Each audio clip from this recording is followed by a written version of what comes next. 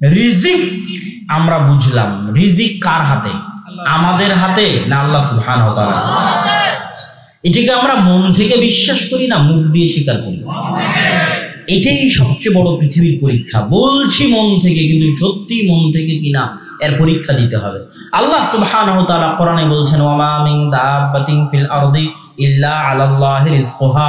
জমিনে চলে এমন কোন প্রাণী, এমন কোন জীবজন্তু, পোকামাকড়, মশা মাছি, মানুষ জিন নাই যাদের রিজিকের দায়িত্ব আমি আল্লাহ বহন করি না। জমিনে যত কিছু আছে সবকিছু রিজিকের দায়িত্ব কার? আল্লাহ সুবহানাহু ওয়া তাআলা। আল্লাহ সুবহানাহু ওয়া তাআলা হাদিসে কুদসি আল্লাহর রাসূল বলছেন, আল্লাহ বলেন, ইয়া বানি আদম, হে আদমের সন্তানেরা শোনো, কুল্লুকুম জায়ে', তোমরা সবাই ক্ষুধার্ত। আজকে যারা উপস্থিত সবাই ক্ষুধার্ত, মঞ্চে যারা উপস্থিত সবাই ক্ষুধার্ত, সারা পৃথিবীর কোটি কোটি মানুষ ক্ষুধার্ত। ইল্লা মান আত'আমতুহু, রাতে খেতে পেয়েছে সেই যাকে আল্লাহ আমি খেতে দিয়েছি। এটা আল্লাহর ঘোষণা, হাদিসে কুদসি। আল্লাহ স্পষ্ট ভাষায় বলছে সবাই ক্ষুধার্ত, খেতে পায় ও যাকে আল্লাহ আমি খেতে দিই। ফাস্তাতিমুনি, পরের বাক্য শুনেন, ফাস্তাতিমুনি উতিমুকুম, অতএব খাদ্য চাও আমার নিকটে, রিজিক চাও আমার নিকটে, আমি আল্লাহ রিজিক দিব। শুধু তাই নয়, শোনো হে আদমের সন্তানেরা, লাওয়ান্না আউওয়ালাকুম ওয়া আখিরাকুম ওয়া ইনসাকুম ওয়া জিন্নাকুম, যদি তোমাদের পৃথিবীর শুরু আদম থেকে নিয়ে পৃথিবীর শেষ কিয়ামত পর্যন্ত সকল মানুষ, সকল জিন এক খোলা মাঠে একসাথে একত্রিত হয়, ফাসালু মাসআলাতাহুম, সবাই যার যা চাওয়ার আছে একসাথে চায়, আদম থেকে নিয়ে কিয়ামত পর্যন্ত লাখো কোটি মানুষ, লাখো কোটি জিন এক মাঠে জমা হয়ে আল্লাহর নিকটে একসাথে চাইবে, আল্লাহ আমার এত বিঘা জমি দরকার, এত কোটি টাকা দরকার, যার যা চাওয়ার আল্লাহ একসাথে দিয়ে দিবেন। তারপরেও মা নাকাসা মিম্মা ইনদি, একসাথে এত মানুষের সকল চাওয়া পূরণ করার পরেও আমি আল্লাহ আমার নিকটে যে ধন ভাণ্ডার আছে সেখান থেকে অতটুকুও কমতি হবে না।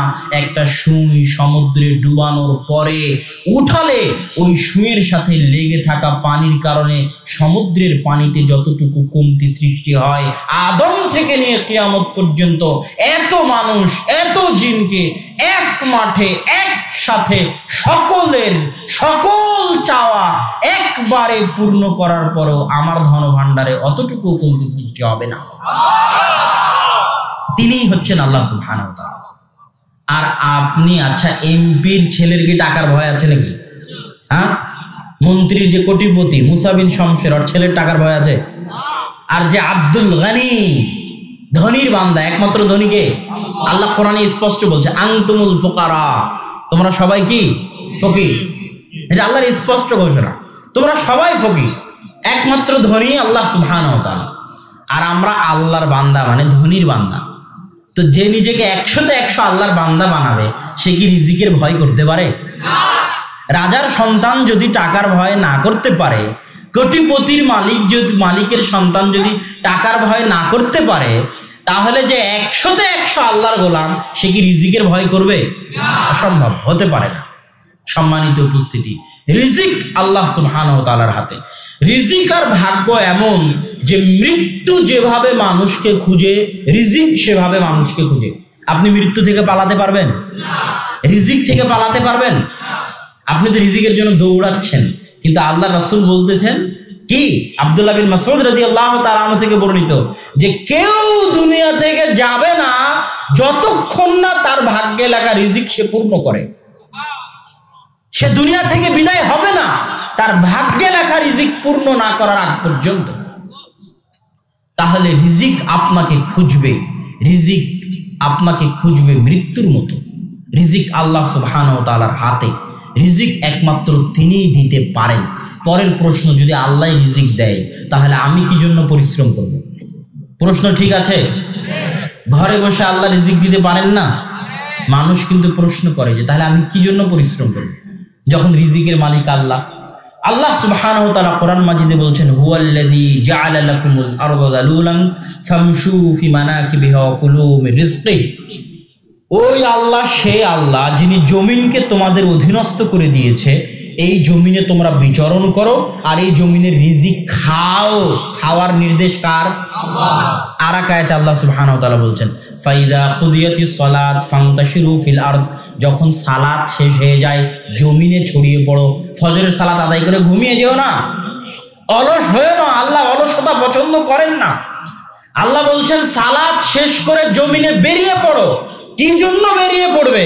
ওয়াবতাগু মিন ফাজলি, জেনে রাখো আদম সন্তান জমিনের প্রত্যেকটা ইঞ্চিতে, প্রত্যেক ইঞ্চি মাটিতে আল্লাহর দয়া আছে, আল্লাহর রহমত আছে। ওই আল্লাহর দয়া রহমত অনুসন্ধানের জন্য বেরিয়ে পড়ো। যে সালাত শেষ করার পর ঘুমিয়ে যাবে, অলসতা অবলম্বন করবে, ঘরে শুয়ে থাকবে, রিজিকের অনুসন্ধান করবে না, ও লাট সাহেব আল্লাহর দয়ার মূল্যায়ন জানে না। ও অহংকারী যে আল্লাহর দয়ার পিছনে ছুটতে চায় না। আল্লাহ বলছে সালাত শেষে বেরিয়ে পড়ো। কেন জমিনে বেরিয়ে পড়বে? জমিনের প্রতি ইঞ্চি মাটিতে আমি আল্লাহ, আমার দয়া আছে, ওই দয়া অনুসন্ধানের জন্য বেরিয়ে পড়বে। একটা টাকা যদি হালাল উপায়ে ইনকাম করার রাস্তা থাকে, ওই 1 টাকা উপার্জন করার চেষ্টা করা আপনার জন্য জরুরি। দাউদ আলাইহিস সালাতু ওয়াস সালাম গোসল করছেন, আসমান থেকে স্বর্ণের বৃষ্টি হচ্ছে। দাউদ আলাইহিস সালাম গোসল বাদ দিয়ে স্বর্ণ কুড়াতে গেছে। দাউদ আলাইহিস সালামের কি টাকার এতই অভাব? আল্লাহ যে সমস্ত নবী রাসূলকে সবচেয়ে বেশি ক্ষমতা আর সবচেয়ে বেশি ধন সম্পদ দিয়েছিলেন, তাদের একজন দাউদ আর সুলাইমান, বাপ বেটা আলাইহিমাস সালাতু ওয়াস সালাম। তো দাউদ আলাইহিস সালামের টাকার অভাব নয় যে গোসল বাদ দিয়ে স্বর্ণ কুড়াতে যেতে হবে। দাউদ আলাইহিস সালাম কেন গেলেন? দাউদ আলাইহিস সালাতু ওয়াস সালাম বুঝাতে চাচ্ছেন যে আমি এত কোটি টাকার মালিক হওয়ার পরেও, এত ক্ষমতা অর্জন করার পরেও আমি আল্লাহর রহমতের ভিখারি, আমি আল্লাহর দয়ার মুখাপেক্ষী, আমি আল্লাহর রহমত করুণার ফকির, মিসকিন।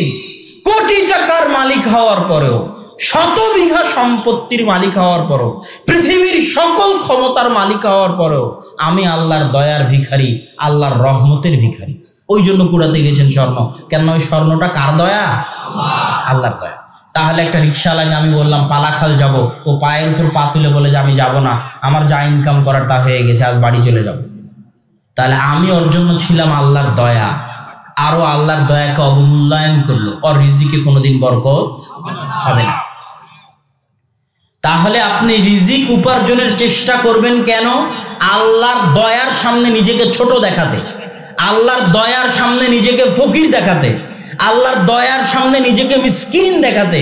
আপনি টাকা উপার্জনের জন্য বের হবেন হালাল উপায়ে, 100 তলা বিল্ডিং তৈরি করবেন হালাল উপায়ে, 100 বিঘা জমি ক্রয় করে বলবেন এই 100 তলা বিল্ডিং বানানোর ক্ষমতা আমার ছিল না, যদি আল্লাহ না দিত। এটা আল্লাহর দয়া, এটাই আল্লাহ চান। আচ্ছা, রিজিক কিভাবে বাড়বে? রিজিক বৃদ্ধির উপায় কোরআন এবং হাদিস অনুযায়ী। রিজিক বৃদ্ধির ক্ষেত্রে কোরআন হাদিসে যে কথাটা সবচেয়ে বেশি এসেছে সেটা হচ্ছে বরকত। কি বলেন তো? বরকত মানুষ বুঝে না। বরকত কি? বরকত কিভাবে পাওয়া যায় তাও মানুষ বুঝে না। পৃথিবীর সকল বরকতের একমাত্র উৎস কোথায়? আল্লাহ সুবহানাহু ওয়া তাআলা। আল্লাহ এবং আল্লাহর সাথে সম্পৃক্ত যা কিছু আছে তা সবই বরকত। যেমন আল্লাহর সাথে সম্পৃক্ত হচ্ছে আল্লাহর নাম। আপনি আল্লাহর নাম নিয়ে খাবেন, কি হবে? রাসূল সাল্লাল্লাহু আলাইহি ওয়াসাল্লাম বলছেন, কেউ যদি বিসমিল্লাহ বলে না খায় তার সাথে শয়তান খাবে। আল্লাহর নাম হচ্ছে আসসালাম, শান্তি। কেউ যদি বাড়িতে প্রবেশ করার সময় আল্লাহর নাম না নেয়, আসসালামু আলাইকুম না বলে, শয়তান ঘোষণা দেয়, শোনো এই বাড়ি তোমাদের থাকার জায়গা, এই বাড়ি তোমাদের খাওয়ার জায়গা, এই বাড়িতে থাকো আর খাও। আর যেই বাড়িতে শয়তান থাকে ওই বাড়ি থেকে বরকত পালায়। শয়তান আর বরকত মুখামুখি, বিপরীত।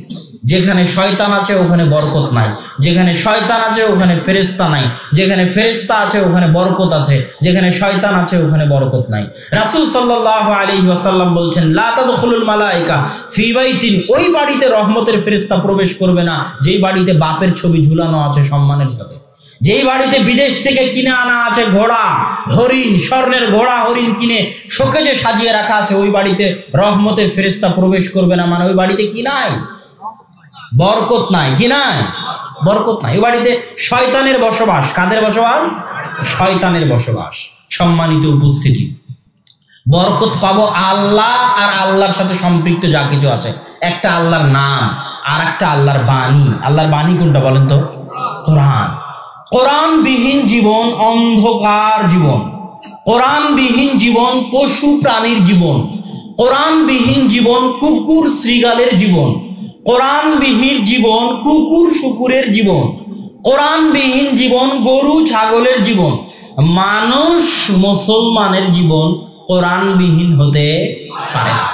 কোরআনবিহীন বাড়ি অন্ধকার বাড়ি, কোরআনবিহীন বাড়ি বরকতবিহীন বাড়ি, কোরআনবিহীন বাড়ি রহমতবিহীন বাড়ি, কোরআনবিহীন বাড়ি শয়তানের বাড়ি, কোরআনবিহীন বাড়ি কবর, কবরের মতো অন্ধকার, যে বাড়িতে কোরআন তেলাওয়াত হয় না। মুসলমানের মরা উচিত নয় কোরআন না শিখে। কোনো মুসলমান সন্তানের বড় হওয়া উচিত নয়, বেড়ে ওঠা উচিত নয় কোরআন না শিখে। কোনো মুসলমানের মৃত্যুবরণ করা উচিত নয় কোরআন না শিখে।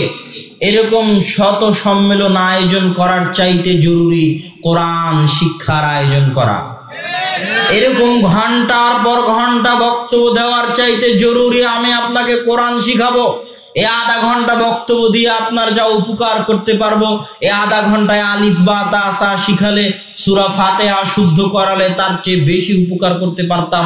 এ কথাই ঠিক, এ কথাই চূড়ান্ত। আল্লাহ আমাকে বলেননি হুদাল্লিন নাস, আল্লাহ ডাক্তার জাকির নায়েককে বলেননি হুদাল্লিন নাস, আল্লাহ আব্দুর রাজ্জাক বিন ইউসুফকে বলেননি হুদাল্লিন নাস। হাজারো লাখো জাকির নায়েক, কোটি আব্দুর রাজ্জাক বিন ইউসুফ মিলে যত মানুষকে হেদায়েত করতে পারবে, কোরআন একাই তার চেয়ে বেশি মানুষকে হেদায়েত করতে পারবে। অবশ্যই যদি মানুষ কোরআনের কাছে যায়, যদি মানুষ কোরআন বুঝে, এটা জীবন্ত মুজিজা। সব নবী চলে গেছে, মুজিজা চলে গেছে। মুসা আলাইহিস সালাম চলে গেছে, লাঠি চলে গেছে, হাতের শুভ্রতা চলে গেছে।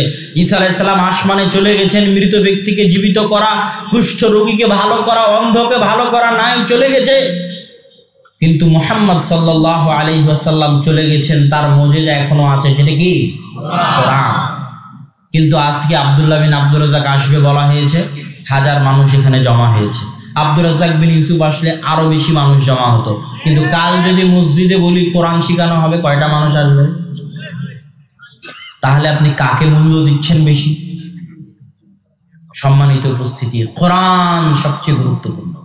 কোরআন আপনার জীবন পরিবর্তন করে দিবে, জীবনে রহমত বরকত নিয়ে আসবে। আজ থেকে প্রতিজ্ঞা করেন, যারা কোরআন জানেন না তারা কোরআন শিখবেন। কি বলেন? আর যারা কোরআন জানেন তারা অন্তত পক্ষে দিনে কিছুই না পারলে সূরা ইখলাস 3 বার পাঠ করবেন। ইনশাআল্লাহ বলেন ইনশাআল্লাহ। আল্লাহ আপনাদেরকে কবুল করুক, আল্লাহুম্মা আমিন। তাহলে টাকা পয়সায় বরকত হবে কি দিয়ে বলেন তো? কোরআন দিয়ে। বাড়িতে বরকত হবে কি দিয়ে? বাড়িতে শান্তি আসবে কি দিয়ে? কোরআন দিয়ে। আসসালামু আলাইকুম দিলে বাড়িতে শান্তি আসবে। বিসমিল্লাহ বলে খেললে, বিসমিল্লাহ বলে দরজা বন্ধ করলে, কোরআন তেলাওয়াত করলে বাড়িতে শান্তি আসবে। পরের পর্ব, রিজিক কিভাবে বৃদ্ধি পাবে। 1, আল্লাহ ভীরু এবং আল্লাহর প্রতি ভরসা। আল্লাহকে ভয় করা এবং আল্লাহর উপর ভরসা করার ক্ষেত্রে কোরআনে বলা হয়েছে যে আল্লাহকে ভয় করবে এবং আল্লাহর উপর ভরসা করবে, আল্লাহ তার রিজিকের ব্যবস্থা করে দিবেন মিন হাইসু লা ইয়াহতাসিব, এমন জায়গা থেকে যে সে কল্পনাও করতে পারবে না যে কোথায় থেকে তার রিজিক হবে। 2, আল্লাহর নিকটে ক্ষমা চাওয়া। ওমর রাদিয়াল্লাহু তাআলা আনহু একদিন বৃষ্টি প্রার্থনার জন্য বের হলেন। বৃষ্টি প্রার্থনার সালাত আদায় করবেন। বৃষ্টি প্রার্থনার জন্য বের হয়ে তিনি মানুষকে বললেন, তোমরা ক্ষমা চাও, আল্লাহর নিকটে ক্ষমা চাও, ক্ষমা চাও। তাবিরা বলতেছে, ওমর রাদিয়াল্লাহু তাআলা আনহু, আপনি বৃষ্টি না চেয়ে ক্ষমা চাইতে বলেন কেন? তখন তিনি কোরআনের আয়াত তেলাওয়াত করলেন, ফাকুলতুস্তাগফিরু রাব্বাকুম ইন্নাহু কানা গাফফারা ইরসিলিস সামা আলাইকুম মিদরারা। তোমরা আল্লাহর নিকটে ক্ষমা চাও, ক্ষমা চাইলে আল্লাহ বৃষ্টি বর্ষণ করবেন, তোমাদের ধন সম্পদ সন্তান সন্ততিতে বরকত দিবেন। আল্লাহু আকবার। 3য় যে জিনিস আপনার ধন সম্পদ বাড়াতে পারে সেটা হচ্ছে আত্মীয়তার সম্পর্ক। রাসূল সাল্লাল্লাহু আলাইহি ওয়াসাল্লাম বলছেন, মান সাররাহু আন ইউবসাতা লাহু ফি রিজকি, যে চায় তার রিজিক বাড়িয়ে দেওয়া হোক, তার রুজি বাড়িয়ে দেওয়া হোক, সে যেন আত্মীয়তার সম্পর্ক রক্ষা করে। আপনি সহি আকীদায় এসেছেন, আপনার ভাই আসেনি, সম্পর্ক ছিন্ন করে দিবেন? আপনি সহি আকীদায় এসেছেন, আপনার বাপ শাহজালালের কবরে গিয়ে সিজদা দেয়, সম্পর্ক ছিন্ন করে দিবেন? হেরাক্লিয়াসকে আল্লাহ রাসূল বলেনি চিঠিতে লেখার সময়, হেরাক্লিয়াসের কাছে আল্লাহ রাসূল চিঠি লিখছেন, চিঠিতে আল্লাহ রাসূল বলেননি হে কাফের হেরাক্লিয়াস আমি তোমাকে ইসলামের দাওয়াত দিচ্ছি। আল্লাহ রাসূল লিখেছেন হে মহান রোমান অধিপতি হেরাক্লিয়াস, সম্মান দিয়ে সম্বোধন করেছে। ফেরাউনের চেয়ে বড় কাফের দুনিয়াতে আছে? ফেরাউনের কাছে যখন দাওয়াত দিতে পাঠিয়েছে মুসাকে, তখন আল্লাহ কি বলেছে? গিয়ে বলবা এই কাফের ফেরাউন তোকে ইসলাম গ্রহণ করতে হবে। হ্যাঁ না, আল্লাহ বলেছে নরম ভাষায় কথা বলো। এখন আপনি যদি রাত দিন গালি দেন অমুক বেদাতি, তুমুক মুশরিক, অমুকের জন্য দোয়া করা যাবে না, তুমুকের মৃত্যুতে খুশি হতে হবে, তুমুকের জন্য এটা করতে হবে, অমুকের জন্য এটা করতে হবে, অমুকের হেদায়া আগুনে জ্বালিয়ে দেবো, অমুক ইবলিস, এভাবে যদি গালিগালাজ করেন দাওয়াত দিতে পারবেন? বাপ কবরে যায় তাই বাপের সাথে সম্পর্ক ছিন্ন করে দিয়েছেন। যতই আপনার আকীদা বিশুদ্ধ হোক, আপনার ধন সম্পদে বরকত হবে না। বাপ মুসলমান আছে, কাফের যদি হয়ে যায়, মুশরিক যদি হয়ে যায়, হিন্দু যদি হয়ে যায়, তবুও বাপের সম্মান রক্ষা করতে হবে, বাপের সাথে ভালো ব্যবহার করতে হবে, আত্মীয়তার সম্পর্ক রক্ষা করতে হবে, তাদের সাথে ভালো ব্যবহার করতে হবে। যতক্ষণ না আল্লাহ বিরোধী কোনো আদেশ দিয়েছে ততক্ষণ বাপের সম্মান, আত্মীয়তার সম্পর্ক রক্ষা করতে হবে, না হলে রুজি রুটি কমে যাবে, রুজি রুটিতে বরকত থাকবে না। রুজি রুটিতে বরকত হওয়ার চতুর্থ এবং পঞ্চম বড় বিষয় বিবাহ করা, অত্যাধিক সন্তান নেওয়া, আল্লাহর রাস্তায় দান করা। কেন বিবাহ করলে, কেন অত্যাধিক সন্তান নিলে, কেন আল্লাহর রাস্তায় দান করলে রুজিতে বরকত হবে? প্রত্যেকেই পৃথিবীতে যতজন এসেছে সবাই নিজ নিজ রিজিক নিয়ে পৃথিবীতে এসেছে। আমি যখন একাই ছিলাম তখন আল্লাহ আমার রিজিক আমার হাতে দিত। আমি যখন বিয়ে করলাম আমার স্ত্রীকে, তখন তার রিজিকটাও আল্লাহ আমার হাত দিয়ে দিবে। আমার বাড়িতে যখন একটা সন্তান হলো, ওর ভাগ্যে যদি পোলাও গোস্ত থাকে তো ওটার রিজিকের ব্যবস্থা আল্লাহ আমার হাত দিয়ে করে দিবে। যত মানুষের রিজিকের দায়িত্ব আপনি গ্রহণ করবেন, তত মানুষের রিজিকের দায়িত্ব টাকা আল্লাহ আপনার হাত দিয়ে দিবে। এই জন্য বিবাহ করলে, সন্তান নিলে রিজিক বাড়বে। আল্লাহ কোরআনে বলছেন লা তাকতুলু আওলাদাকুম খাশিয়াতা ইমলাক, দুনিয়ার মানুষ রুজির ভয়ে সন্তান হত্যা করিও না। কেন? আমি তোকেও খাওয়াই, তোর সন্তানকেও খাওয়াবো। এখন পর্যন্ত তুই তোর নিজের রিজিকের মালিক হতে পারিসনি, কেমনে তুই নিজের সন্তানের রিজিক নিয়ে চিন্তা করিস? অতএব সন্তান অতিরিক্ত হলে আল্লাহ সুবহানাহু ওয়া তাআলা রুজিতে বরকত দিবে, ধন সম্পদে বরকত দিবে। এটা রিজিক বৃদ্ধির একটা মাধ্যম। রিজিক বৃদ্ধির আর একটা মাধ্যম মাদ্রাসার ছাত্রদের পিছনে খরচ করা। দলিল, রাসূল সাল্লাল্লাহু আলাইহি ওয়াসাল্লামের দরবারে একজন সাহাবী কোরআন পড়ে, হাদিস পড়ে, ওর ভাই ব্যবসা করে। ওর ভাই এসে আল্লাহ রাসূলের কাছে অভিযোগ দিয়েছে যে আল্লাহর রাসূল, আমার ভাই আপনার নিকটে পড়াশোনা করার কারণে আমার সংসার ধ্বংস হয়ে যাচ্ছে। তখন আল্লাহ রাসূল উত্তরে বললেন, শোনো, লাআল্লাকা তুরযাকু বিহি, তুমি যতটুকু রিজিক পাও অতটুকু রিজিক এই জন্যই পাও যে তুমি তোমার ভাইয়ের খরচ বহন করতেছো। আল্লাহু আকবার। তো সম্মানিত উপস্থিতি, রিজিক ধরে রাখার সবচেয়ে বড় মাধ্যম হচ্ছে নেয়ামতকে মূল্যায়ন করা, নেয়ামতের শুকরিয়া আদায় করা। আজ আপনি কোটিপতি লাখপতি হয়েছেন, আপনার সন্তানও কোটিপতি লাখপতি থাকবে কিনা তা নির্ভর করে আপনি কতটা নেয়ামতের শুকরিয়া আদায় করতে পারতেছেন। আপনার স্ত্রী যদি চাউল ধুতে গিয়ে চাউল ফেলে দেয়, একটা উঠিয়ে না নেয়, খাবার খেতে গিয়ে হাত চেটে না খায়, প্লেট চেটে না খায়, পড়ে যাওয়া খাদ্য তুলে না নেয়, আজ আপনি যত বড় ধনী হন, আপনার এই টাকা টিকবে না, ফকির হবেন, হতে বাধ্য। আপনি না হলে আপনার সন্তান হবে, না হলে তার পরবর্তী প্রজন্ম হবে, হতে বাধ্য। কেননা ওই একটা ভাতের মূল্য আল্লাহর নিকটে অনেক। আল্লাহ তার নেয়ামতের অবমূল্যায়ন বরদাস্ত করতে পারেন না। তো রিজিকের উপর এই সংক্ষিপ্ত আলোচনায় আপনাদেরকে যেটা বুঝাতে চাইলাম, তাওহীদের উপর সংক্ষিপ্ত আলোচনায় যেটা বুঝাতে চাইলাম, আল্লাহ আমাদেরকে সেটা অনুযায়ী আমল করার তৌফিক দিক। আল্লাহুম্মা আমিন।